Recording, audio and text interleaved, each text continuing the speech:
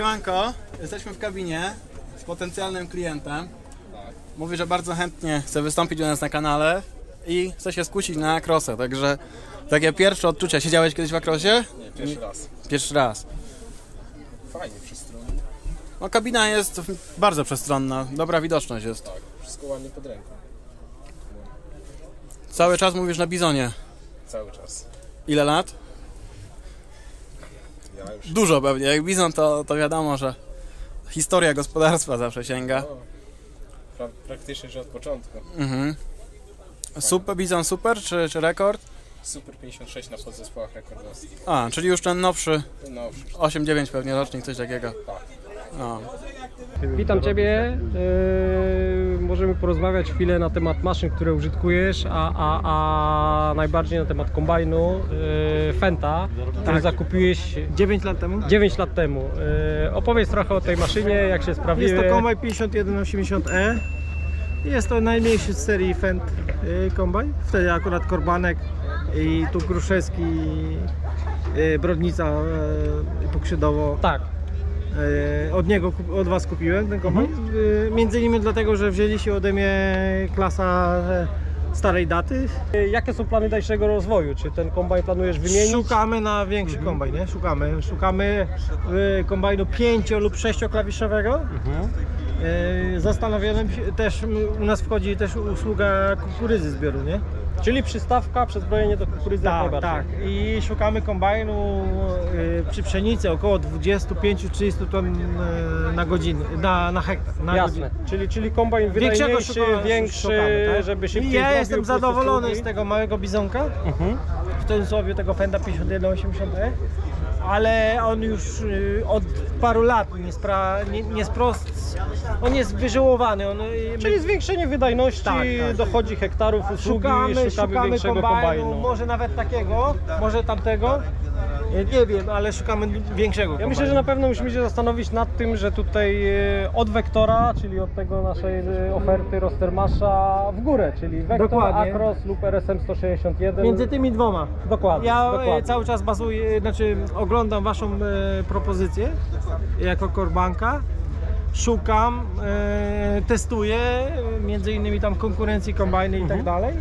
Mam tego Fenda, powiedzmy mamy małą firmę usługową, swoje gospodarstwo plus usługi, ale wymagamy czegoś więcej, nie? Szukamy kombajnu, Nowa będzie za mała, Vector będzie za mały, ale szukamy czegoś większego, nie? Czyli możemy, trzeci w kolejce jest Acros i tam już jest Może być, duża że... wydajność, to jest już kombajn wydajnościowo odpowiadający 6 klawiszom i ta propozycja jak najbardziej będzie sensowna. Jest to kombajn klawiszowy? Kombajn klawiszowy, dokładnie. Kombajn klawiszowy, on ma 5 klawiszy, ale szerokościowo mocarnia to jest odpowiednik 6-klawiszowych kombajnów konwencjonalnych. Jestem z kolejnym naszym widzem, chyba najmłodszym jak do tej pory. Też było zdjęcie razem zrobione, chciał ze mną zdjęcie. I mówi, że ogląda dużo naszych filmów. Bardzo mu się podobają. Podobają. A jaki film dzisiaj leci? Nie wiem, czy zdążyłeś go obejrzeć. No dzisiaj jeszcze nie, bo jestem tu. Tak, dzisiaj leci film z Jokerem. Dzisiaj nie oglądałem. Nie oglądałeś, to musisz nadrobić. A jak Ci się podoba w ogóle na Bednarach tutaj? Pierwszy raz jesteś, czy...? Pierwszy raz. Pierwszy raz. Dużo maszyn. Dużo. A stoisko tutaj? No bardzo fajnie. Kombajn potężny. Może chcesz kogoś pozdrowić? No, Kolegów z klasy? pozdrawiam kolegów i rodzinę. Witamy. Jesteśmy na stoisku Korbanka, jesteśmy przy kombajnach. Pokrótce przedstawimy, ja i mój kolega Jan. Witam. Przedstawimy Wam podstawowe informacje o tym, co tutaj pokazujemy, o kombajnach, które dzisiaj prezentujemy. Zaczynamy od największej maszyny, czyli od rotorów. Co? Torum 770. Dobra. Tak jak już wspomniałem, jest to kombajn rotorowy. Jest to na razie chyba jedyny, nie chyba, tylko na pewno jedyny kombajn rotorowy ze stajni Rostermasza. Ma tutaj taką dosyć nietypową konstrukcję, można powiedzieć, gdyż rotor korzy rotora obraca się w przeciwnym kierunku. Klepisko w sensie, całe Cały kosz, cały, można powiedzieć, całe klepisko, cały ten kosz rotora, obraca się w przeciwnym kierunku niż rotor. Co to nam daje, Janek? To nam daje to, że w przypadku jakiegoś mokrego materiału nie powstają takie strefy, gdzie materiał może się zapchać. W tym momencie cały czas to klepisko jest oczyszczane. Nie ma żadnych zwisów i też możemy czysto powiedzieć, że klepisko ma kąt opasania 360 stopni tak naprawdę. Dokładnie tak, no, czyli klepisko jest całe... Klepisko jest całe klepiskiem. No, nie całe klepiskiem, Cały kosz jest klepiskiem. część separująca, ale... Dokładnie. Ale idąc dalej, no to zaczynając tak może pokrótce od headerów. Tutaj w tym przypadku mamy header 9-metrowy.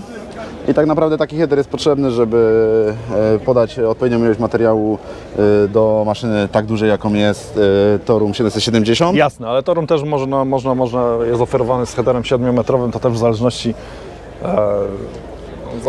od upraw, bo tak naprawdę jeżeli mamy duże plony, plonów, dokładnie tak. Bo jak wiadomo, rotor musi mieć zawsze podane bardzo dużo materiału, żeby po prostu miał dobrą jakość omotu. Żeby nie gubił towaru, bo faktycznie to też jest... To jest tego typu maszyna, gdzie potrzebuje faktycznie dużo masy, stąd ten 9-metrowy header. Przejdziemy do następnego kombajnu, czyli RSM 161. Największy kombajn klawiszowy ze stajni Rostelmash, 380 koni, także silnik Cummingsa, 6-klawiszowiec. Tutaj headery także są w opcji 7 bądź 9 metrów. 9 metrów, dokładnie. Jeżeli chodzi o wydajność takiego kombajnu... A nie mówiliśmy o wydajności to się cofniemy. Toruma, jeżeli wydajność Toruma liczymy w masie około 60 ton masy, czyli mówimy o osiarnie, słomie, wszystko co wpada do gardzieli. RSM z 52 tony. 50-52 tony przerobu. Masy. Mówimy o masie, czyli o całym towarze, który został skoszony, razem, łącznie ze słomą. Tutaj w przypadku RSM-a, tak jak on stoi, jest w wyposażeniu standardowym. Dodatkowo możemy do niego dołożyć zarówno do RSM-a, jak i Toruma napęd tylnej osi. Dokładnie tak. Co jeszcze możemy zamontować? Możemy zamontować telemetrykę w firmie Trimble. W tym momencie mamy wilgotnościomierz, kwantymetr, mapowanie pola GPS-em. Często przy dużych gospodarstwach jest to łączone wraz z kierowaniem automatycznym za pomocą GPS-u. Standardowo to jest, w standardowym ustawieniu to jest do 15 cm błędu. Można oczywiście zwiększyć dokładność tego systemu do 2 cm. Dobra, to ja też powiem, bo Janek tutaj to Trimble. Ja powiem o tym, co jeszcze jest w standardzie w tych kombajnach. No, Rostelmash ogólnie jest znany z tego, że maszyny są dosyć mocno wyposażone, jeżeli chodzi o specyfikację standardową. Czyli mamy tutaj tak, sprężarkę, mamy tutaj hydropulsatory w zbiorniku, mamy ten system Jam Control, który zapobiega zapchaniu kombajnu, czyli podczas pracy jest możliwość awaryjnego zrzutu klepiska. Co najważniejsze, warto powiedzieć, jak jesteśmy przy klepisku, że tutaj klepisko jest na hydraulice. Więc mamy taką, bo to jest układ omotowy, jest wielobębnowy. Mamy bęben mucący, mamy separator, oczywiście czy tam odrzutniki pomiędzy nimi. Jeżeli chodzi o możliwość regulacji klepiska, no to dzięki temu, że jest na hydraulice, tutaj możemy regulować klepisko zarówno pod bębnem omotowym, jak i pod separatorem niezależnie i w płynnej, pełnej skali. Co też jest takim jakby atutem, że ten kombajn można naprawdę ustawić sobie tak, jak operator wymaga. Przejdziemy teraz do kolejnych kombajnów, bo to może pójdziemy jak już idziemy od największego do najmniejszego, to podejdziemy sobie do Acrosa 595 Plus. No ten kombajn to na pewno już wszyscy dobrze znacie, gdyż on od tego sezonu. Tak jest, w tym roku pracuje u Joker Pharma. Pan Mareczek, ojciec Jokera, sobie go jakby sprawił w naszej firmie. Dobra. To zaczynając. Acros. Największy kombajn, jeżeli chodzi o układ, oczywiście Rostelmash, układ jednobębnowy. Silnik też oczywiście Cummins, 330 koni. Headery w tym momencie możemy tutaj mieć 6 bądź 7 metrowe. Wydajność, jak już przy każdym mówimy o wydajności, to jest około 40 ton masy na godzinę mucarnia przerobi.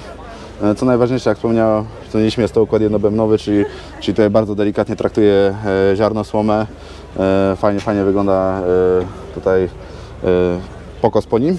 Zarówno Jeżeli ten ktoś- kombajn, jak i następny, o którym będziemy mówili, czyli Vector, ma symetryczne klepisko. To jest fajna rzecz. Na przykład, gdy sobie przezbrajamy kombajn na kukurydzę, czyli klepisko możemy sobie obracać, gdzie jest częściowo już, no nie tylko kukurydza, ale po prostu jest możliwość jego obrócenia. Czyli jeżeli mamy częściowo zużyte, Najlepiej Można co sezon sobie tak. najlepiej co sezon sobie obrócić i wtedy mamy pewność, że jakość tego młotu będzie bardzo dobra.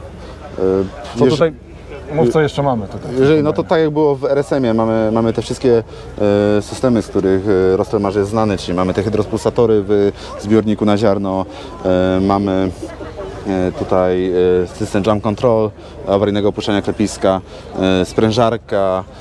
Ten kombajn jest także wyposażony w rozrzutnik plew, plew. co jest fajne, że tutaj w tym kombajnie na przykład rozdrabniacz jest załączany na elektrosprzęgu, wystarczy tylko jedną dźwignię przerzucić. I wtedy mamy I wtedy mamy rozdrabnianie bądź pokos. Z takich Jaki jeszcze- duży zbiornik? Zbiornik na ziarno, Na ziarno? 9000 litrów. Można powiedzieć, że to w tym roku jest hit sprzedaży, nie tylko w tym roku, bo Od początku tak naprawdę, kiedy kiedy oferujemy zaczęliśmy. Rostelmasza, no największym powodzeniem cieszy się Vector. W tym roku kombajn jest, w kombajnie jest zamontowany silnik już Stage 5, Tak. Cummingsa też oczywiście, 235 5 koni. Dokładnie tak. To jest kombajn 4-klawiszowy, aczkolwiek te klawisze są dosyć szerokie, także no, można powiedzieć, jeżeli chodzi o porównywalne maszyny, my je porównujemy z kombajnami o podobnej mocy, które mają 5 klawiszy, także jeżeli chodzi o wydajność i wydajność jaka w tym jest, Tutaj trzeba liczyć około 30 ton 30 masy. ton masy.